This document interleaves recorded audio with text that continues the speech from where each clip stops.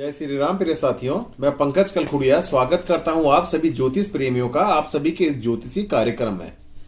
प्रिय साथियों, अप्रैल माह का आगमन होने जा रहा है और मैं आप सभी के मध्य आज मिथुन राशि का राशिफल रखने जा रहा हूं। बहुत से जातकों की क्वेरी होती है कि सर आप जो ये राशिफल बताते हैं उसका आधार बिंदु क्या होता है। मैं आपको बताना चाहता हूं कि हम चंद्र राशि के आधार पर चंद्र राशिफल देखते हैं, जिससे आपकी जो चंद्र राशि होती है आप उस राशि के आधार पर ही अपने इस राशिफल को समझिए और पढ़िए। साथियों, आपको सबसे पहले ग्रह गोचरों की एक स्थिति का मैं वर्णन करते हुए बता रहा हूं कि किस प्रकार से ग्रहों की बैठने का एक क्रम बना हुआ है।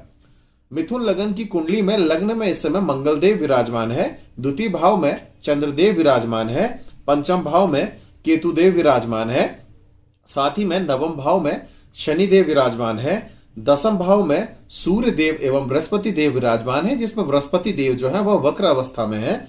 इसके अलावा एकादश भाव में बुध देव, शुक्र देव एवं राहु देव जो है वह इनमें से केवल राहु देव जो है वह वक्र अवस्था में विराजमान है।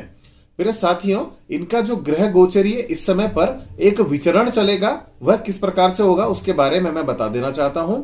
6 अप्रैल को शुक्र देव वृषभ राशि में गोचर करेंगे, 14 अप्रैल को सूर्य देव मेष राशि में गोचर करेंगे, 21 अप्रैल को बुध देव मेष राशि में वक्री हो जाएंगे, 22 अप्रैल को बृहस्पति देव अपना स्वयं का गोचर मीन राशि से मेष राशि की ओर को करेंगे और 23 अप्रैल को इस माह का जो अंतिम गोचर परिवर्तन, राशि परिवर्तन या ग्रह की जो अवस्था बदलेगी वह बुध देव की होगी, जो अस्त अवस्था की ओर अग्रसर हो जाएंगे।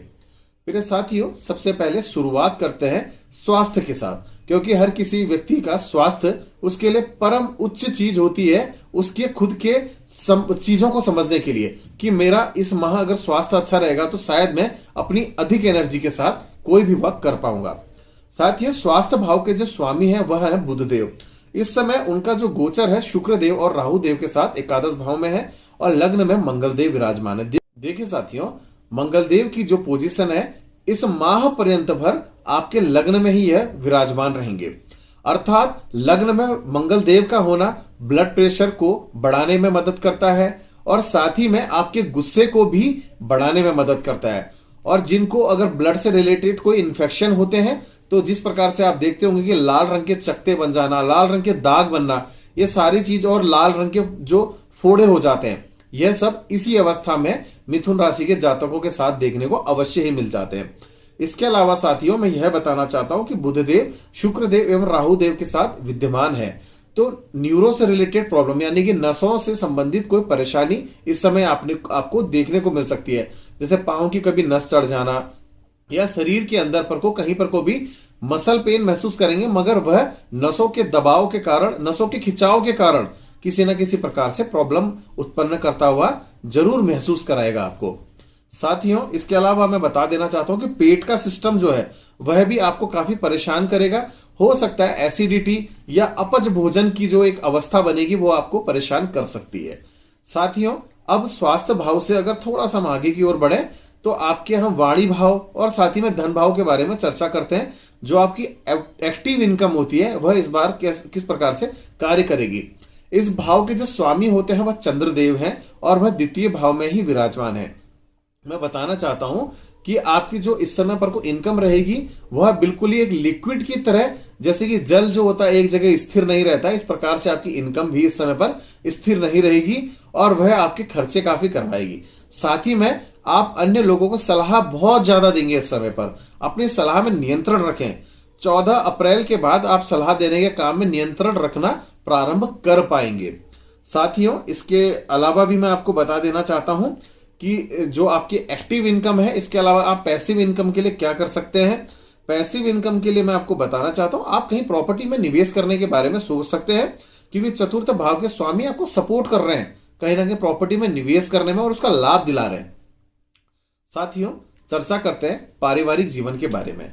आपके जो परिवार भाव के स्वामी है वह इंगित कर रहे हैं इस समय परिवार के लोगों के जो स्वास्थ्य है बहुत अच्छा बना रहेगा।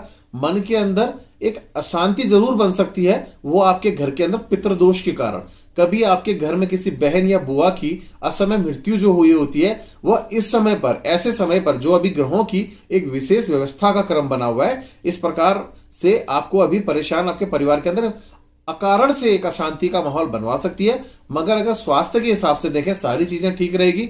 परिवार के अंदर किसी न किसी व्यक्ति को हो सकता है ईएनटी से रिलेटेड इश्यू आ जाए, इसके अलावा और कोई ऐसी बड़ी प्रॉब्लम देखने को नहीं मिलेगी।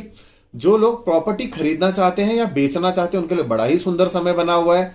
और साथ ही में जो लोग किसी भी प्रकार से वाहन को खरीदना चाह रहे थे, लंबे समय से वाहन नहीं खरीद पाए, उसका भी बहुत सुंदर योग है। और जो लोग नए व्यापार का प्रारंभ करना चाहते हैं, आपके परिवार के कोई भी सदस्य, उनके लिए भी बहुत बढ़िया समय यहां पर बना हुआ है। साथियों, बात करते हैं यहां पर आपके संतान भाव की। संतान भाव के बारे में मैं बताना चाहता हूं कि आपकी जो इस भाव के स्वामी है वह है शुक्रदेव। 6 अप्रैल को वह वृषभ राशि की ओर गोचर करेंगे और इस समय पर वह अभी मेष राशि एकादश भाव में बैठे हुए हैं। और जब यह यहां पर से अपना एक परिवर्तन यहां से कर देंगे तो उसके बाद क्या रहेगा, आपका मन जो है बड़ा ही बहुत अच्छे तरीके से, आपकी संतान जो है कहीं ना कहीं पर को कूल कंफर्ट महसूस करेगी। मगर इसके साथ ही आपकी संतान जो है कहीं ना कहीं पर को पेट से रिलेटेड विकारों से भी गुजर सकती है, इस चीज का ध्यान रखें। बात करते हैं साथियों आपके जो शिक्षा भाव है उसके बारे में। इस भाव के स्वामी बताते हैं कि शिक्षा के क्षेत्र में आपका जो अभी लंबे समय से प्रयास चल रहा था, वह अभी अच्छे वे में जो चल रहा था, वह अब थमते हुए दिखाई दे रहा है। यानी कि आपका मन जो है किसी लग्जीरियस चीजों के कारण से आपका शिक्षा से भटकाव जरूर हो जाएगा, आपकी शिक्षा वाली चीजों से दूरी तय हो जाएगी।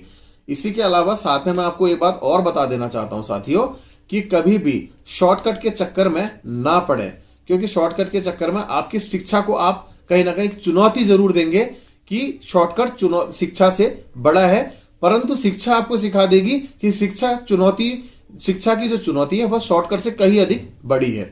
साथियों, चर्चा करते हैं आपके जॉब वाले भाव के बारे में। इस भाव के जो स्वामी है वह लग्न भाव में बैठे हुए हैं, इसलिए जिन लोगों की लंबे समय से नौकरी नहीं लगी है या जो जॉब के लिए परेशान है लंबे समय से, उनके लिए बहुत अच्छा समय दिखाई देता है। नए जॉब के अवसर बनेंगे और साथ ही में जो पुराने लोग अगर पहले से जॉब में हैं, उनको कहीं ना कहीं अपने क्षेत्र के अंदर आगे बढ़ने का, प्रमोशन होने का, ऐसी चीजों का मौका अवश्य ही मिलता हुआ जरूर नजर आ रहा है। साथियों, इसके अलावा चर्चा कर लेते हैं आपके प्रेमी एवं प्रेमिका भाव वाले ग्रहों की। इस भाव के स्वामी का कहना है कि इस समय पर जो समय बन रहा है वह 6 अप्रैल के बाद से बड़ा सुंदर बनेगा। आप दोनों के मध्य में जो लंबे समय से अगर विवाद थे, कोई परेशानियां थी, तो वह सुलझने जा रही हैं। कोई अन्य ऐसी परेशानी विशेष रूप से परेशान करती हुई नजर नहीं आ रही है। चर्चा करते हैं दाम्पत्य जीवन के बारे में। इस भाव के जो स्वामी हैं वह है बृहस्पति देव, जो कि इस बार अपना राशि परिवर्तन कर रहे हैं लंबे समय बाद। पूरे के पूरे लगभग 1 साल के बाद उनका परमानेंट वाला भी इस समय पर राशि परिवर्तन है, वह अब मीन राशि से मेष राशि की ओर अग्रसर हो जाएगा। यानी कि वह आपके एकादश भाव में गोचर करेंगे। आपके दाम्पत्य जीवन में आपको आपके पार्टनर के कारण से लाभ मिलेगा, उनको उनके ग्रहों के कारण से, उनकी मेहनत के कारण से, उनके जॉब करियर के कारण से आपको लाभ मिलेगा। धन की स्थिति आपकी बहुत मजबूत और बहुत स्ट्रांग बन जाएगी इस महीने के साथ ही।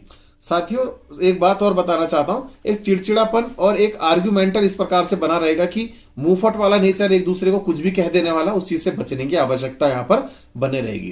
फिर साथियों, साथ ही में अब मैं यहां पर कुछ चर्चा कर लेता हूं व्यापार भाव के बारे में।